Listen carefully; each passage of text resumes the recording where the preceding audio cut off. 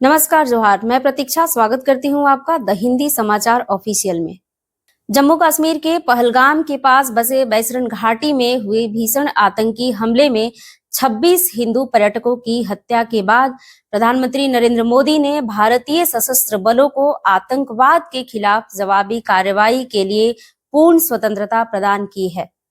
29 अप्रैल 2025 को आयोजित एक उच्च स्तरीय सुरक्षा बैठक में, जिसमें रक्षा मंत्री राजनाथ सिंह, राष्ट्रीय सुरक्षा सलाहकार अजीत डोभाल और तीनों सेनाओं के प्रमुख शामिल थे, प्रधानमंत्री मोदी ने सशस्त्र बलों को यह अधिकार दिया कि वे प्रतिक्रिया की विधि, लक्ष्य और समय का निर्धारण स्वयं करें।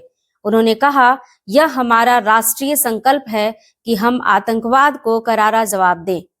भारत ने इस हमले के लिए पाकिस्तान को जिम्मेदार ठहराया है, जिसमें 2 पाकिस्तानी नागरिकों सहित 3 हमलावरों की पहचान की गई है।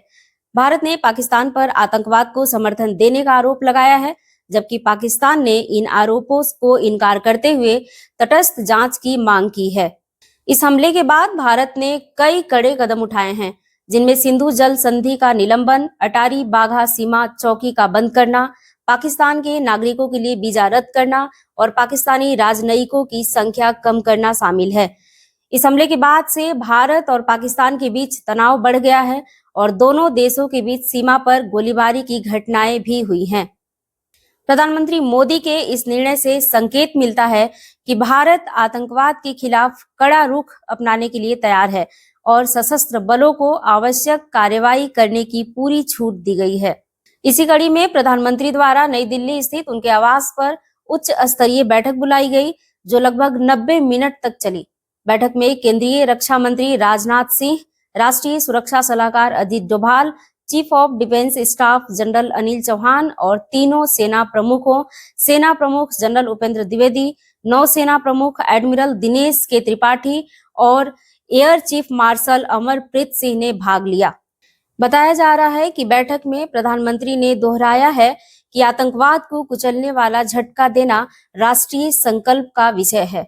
उन्होंने भारतीय सशस्त्र बलों की क्षमताओं पर पूरा भरोसा जताया और वरिष्ठ रक्षा नेतृत्व से कहा कि उन्हें किसी भी सैन्य प्रतिक्रिया के तरीके, लक्ष्य और समय का निर्धारण करने के लिए पूर्ण परिचालन स्वतंत्रता है। यह बैठक प्रधानमंत्री की अध्यक्षता वाली सुरक्षा संबंधी कैबिनेट समिति की बैठक से एक दिन पहले हुई थी, जो राष्ट्रीय सुरक्षा मामलों पर सरकार की सर्वोच्च निर्णय लेने वाली संस्था है।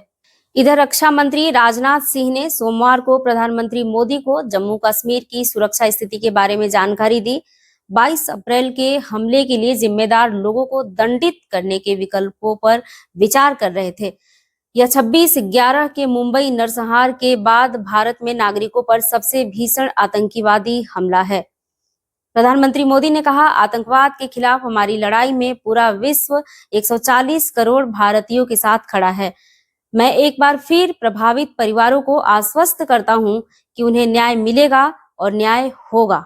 बताते चले कि पहलगाम नरसंहार के बाद पाकिस्तान के खिलाफ कूटनीतिक हमले की शुरुआत करते हुए भारत ने कई दंडात्मक उपायों की घोषणा की, जिसमें सिंधु जल संधि को स्थगित करना, अटारी में एकमात्र चालू भूमि सीमा क्रॉसिंग को बंद करना और पाकिस्तानी नागरिकों को जारी किए गए सभी वीजा को निलंबित करना शामिल है।